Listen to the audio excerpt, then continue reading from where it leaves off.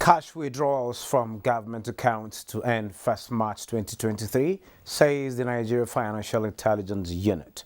Nigeria's trade surplus rises to $11.58 billion in 10 months. Plus, oil prices firm up this Friday as dollar appreciates to its highest in the last month. This is Business Express on the network service of the NTA, and we are reaching you from Abuja, the nation's capital. I am Benny Adams, your guide.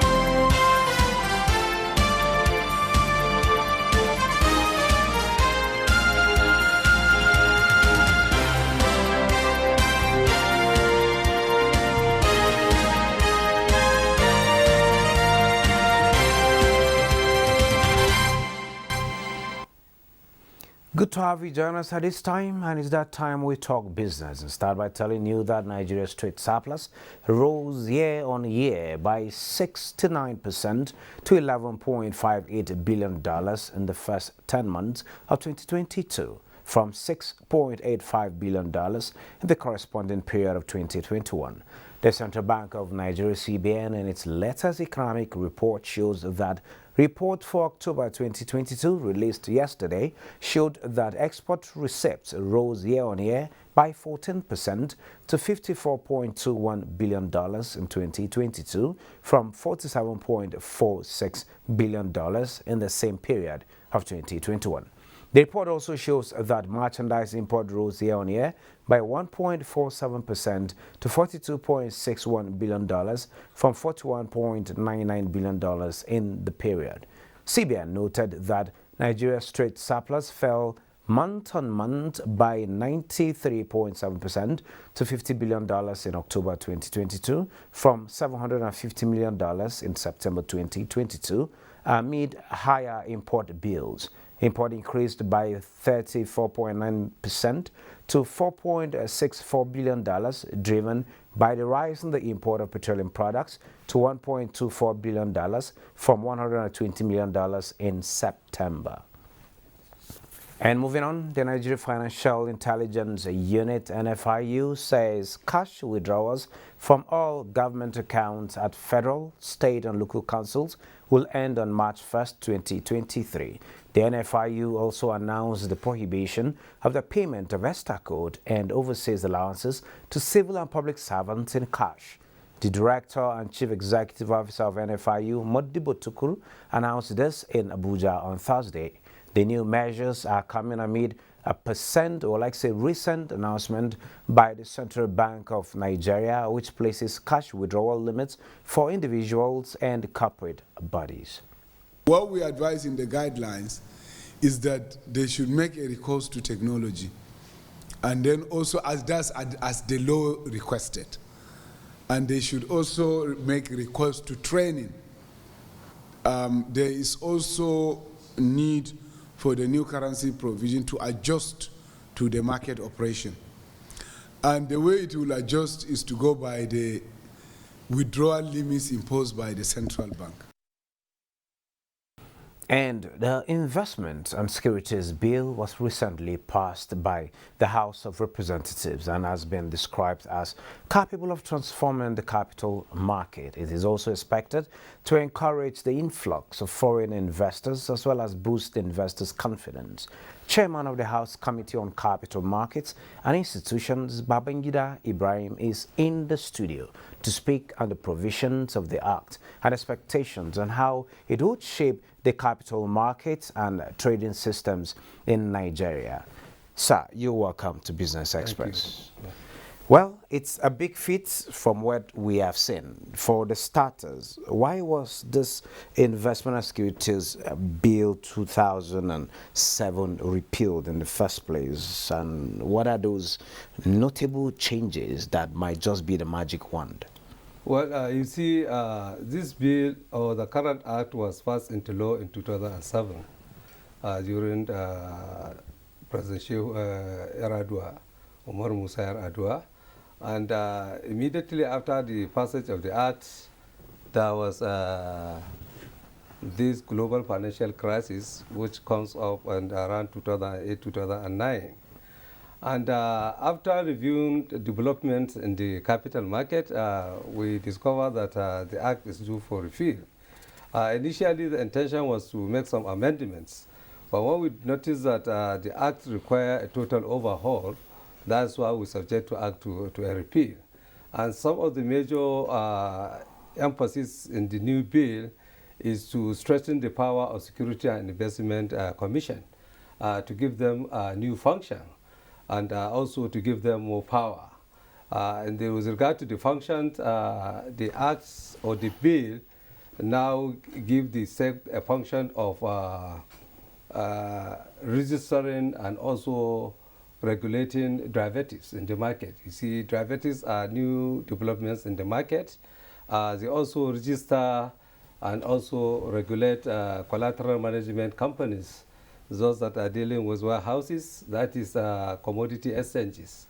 It also prevents and also sanction unauthorized dealing in the schemes, investments and security schemes. All these are areas that were not regulated in the past, and we feel it's high time we align with the global practice.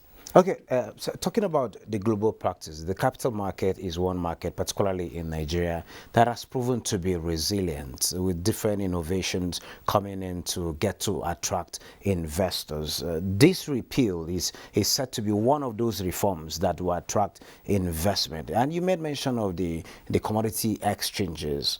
How viable is Nigerian commodities to not just the African market but the international market? You see, what is important with commodity exchanges is right pricing and also the right products. Because you see, most of these products that are traded in commodity exchanges are been tested to be of high grade, and also the pricing at least can be regulated. And you see, it's a platform where people can go and visit and sell. Just like you go to the capital market or you go to the stock exchanges, you trade in securities the same way you go and trade in the commodities. So you see, exchanges are also a new development in the capital market. That's why this existing repeal puts some regulations to regulate the activities of the commodity exchanges. That's why one of the power that was given to SEC is also to register and regulate most of these collateral management companies that are dealing with warehouse receipts.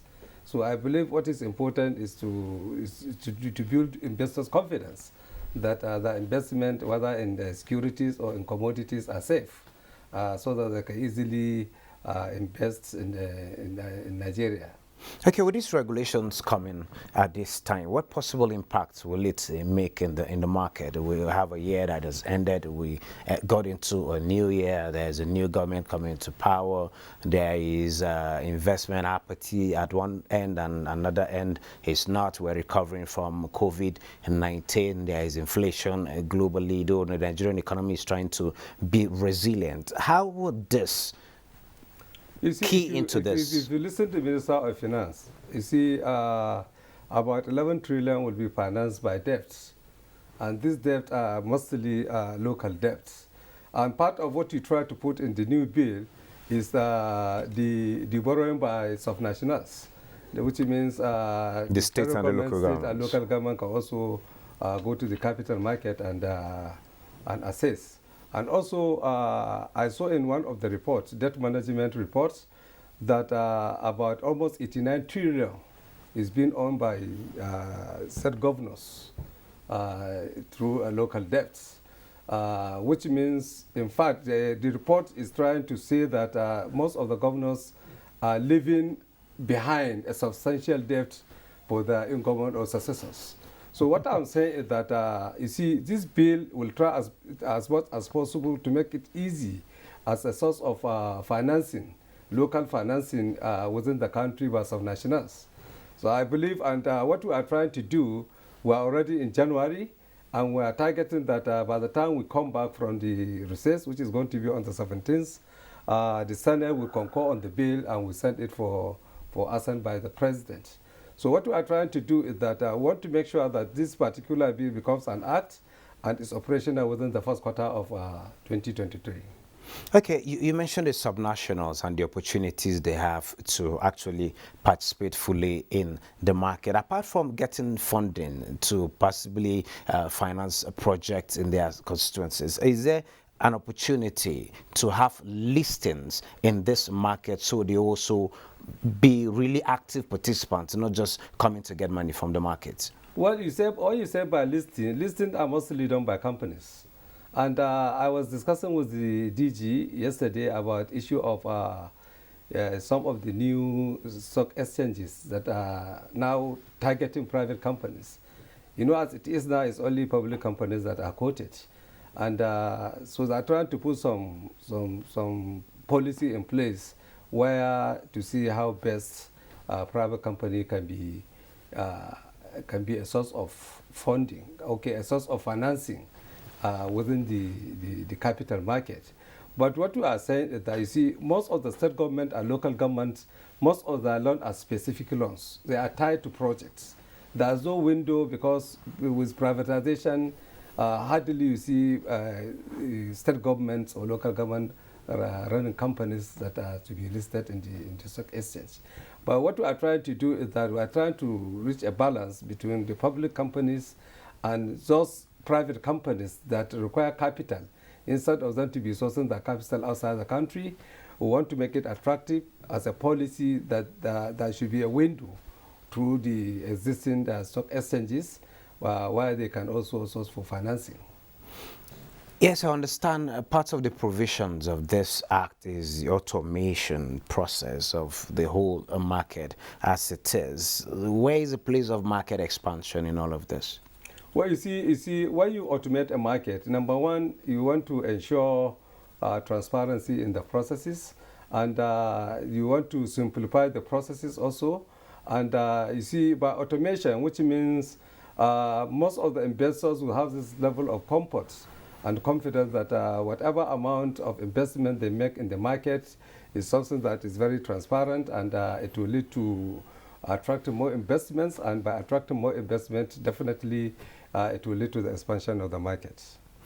Before I let you go, how ready is Nigeria for foreign direct investment, domestic investment, as well as foreign investment in its framework as it is? Well, see, what is important, Nigeria is a very viable market for investments in whatever category.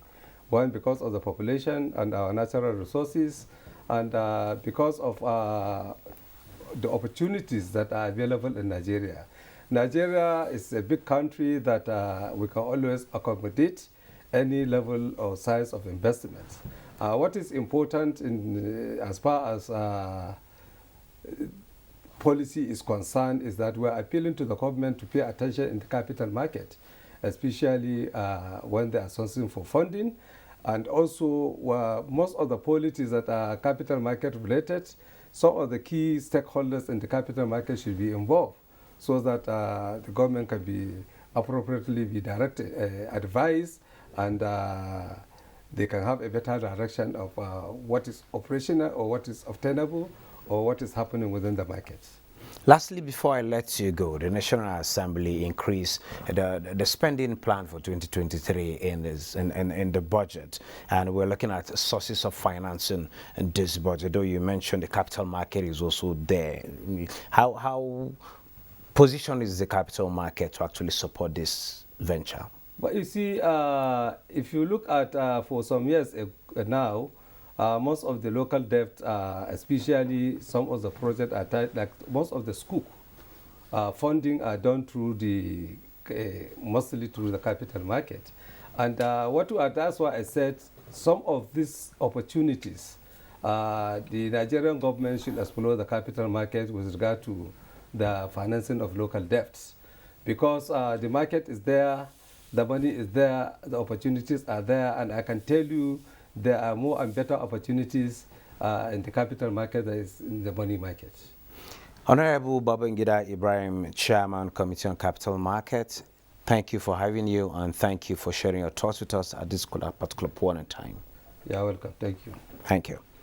Moving on, the Debt Management Office, DMO, says the alarm created around the country's projected public debt by a segment of the media was unnecessary. The Director General, Patient Zoniha, said this in a statement to react to reports by a segment of the media that the next government would inherit 77 trillion naira debt. Zoniha stated that Nigeria's debt would only attain that level when the ways and means advances from the CBN were securitized. She said the securitization of the ways and means advances will enable the DMO to conclude or include the debt in the public debt stock, thereby improving debt transparency.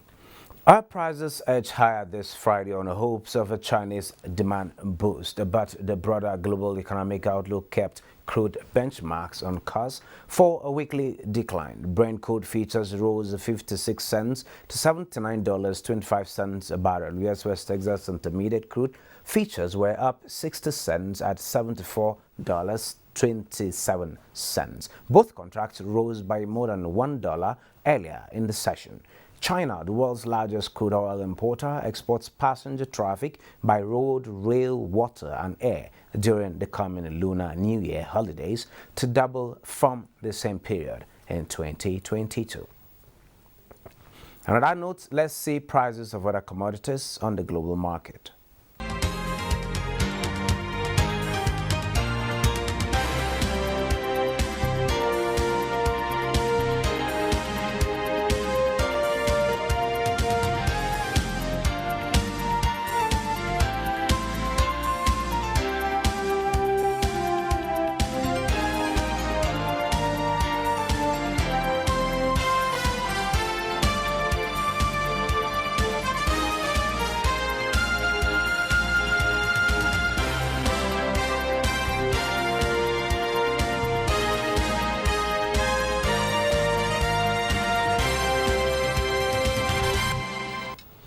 The Nigeria Export Promotion Council, NEPC, says the implementation of a 50 billion export expansion facility program is ongoing as part of the economic sustainability plan and is beginning to yield results as the country is already recording gains in exports volume. 2.9 billion naira from January to June, with over 200 products that were exported to different countries, different destinations. That's very good for us. Some of the products that we thought would never make it to the international market are now being sold internationally and are being accepted. And so I think it's a good achievement for us. And thanks to the Buhari administration, who has given us the enablement, the resources to do what we are doing as an agency. And still talking about achievements in the year ended, the agriculture sector of the economy maintained a steady growth in 2022. Analysis of the figures released by the National Bureau of Statistics indicates that the contribution of the sector to GDP was positive in the year under review. Details with Musa Babaliu. You see, the cost of production has increased. Therefore, a farmer, his product, the price must increase. Inflation and high cost of farming inputs made 2022 a challenging year to farmers alongside consumers of agricultural produce and products along the value chain. However, the growth and the contribution of the agricultural sector to the economy was positive during the year. In the first quarter of the year 2022, agriculture contributed 22.36% to the overall GDP. The sector grew by 3.54% year-on-year in real terms in the second quarter, showing an increase of 0.44 percentage points. The agricultural sector topped the chart in a survey of 7 sectors identified to have contributed to the Nigerian economy in the second quarter of 2022, having outperformed 6 other sectors comprising trade, telecommunications, manufacturing, oil and gas, real estate, as well as finance and insurance. Also in the third quarter of the 2022, There was an increase of 0.14 percent points from the preceding quarter, which recorded a growth rate of 1.20%. The value of total trade in agricultural goods in the first quarter of 2022 stood at 644.94 billion naira. Most of the agricultural products were exported to Asia, Europe, and the Americas. In the second quarter of the year, agriculture exports accounted for 1.91% of total export valued at 7.41 trillion naira. Nigeria exported agricultural goods worth 84.21 billion naira in the third quarter of 2022. The product of agriculture is now being consumed by so many other systems.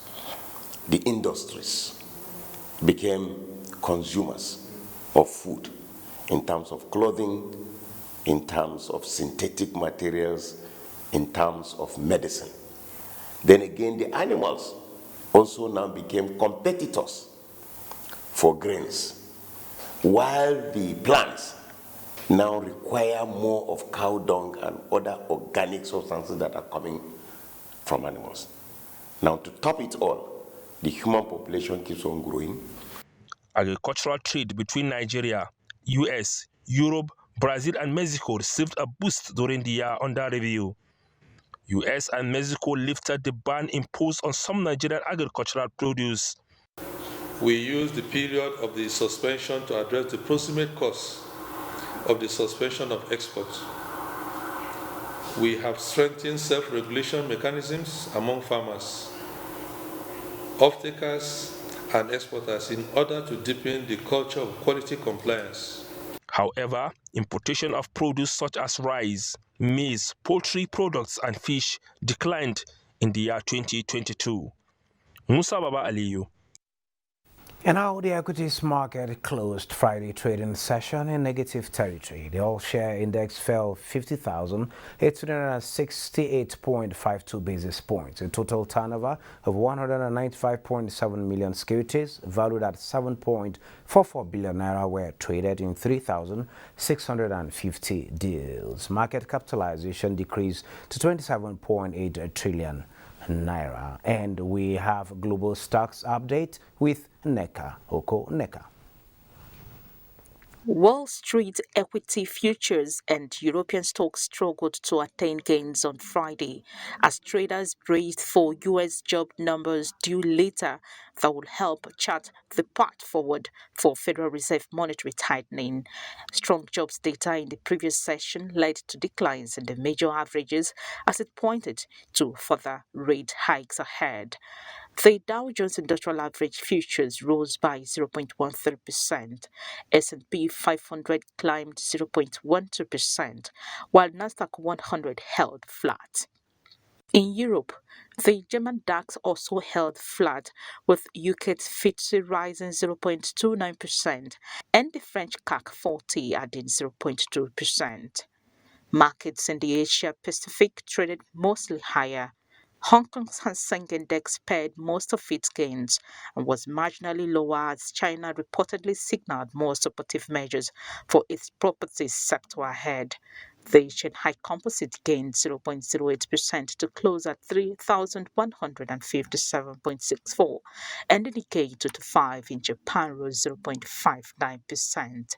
In Africa, South Africa's JSE Africa 40 advanced by 1.09% in Friday's trade, coming after Namibia's overall index, which climbed 1.19% to lead gains in the region, while Tunisia's Tune index was the relative underperformer as it slipped 0.22%.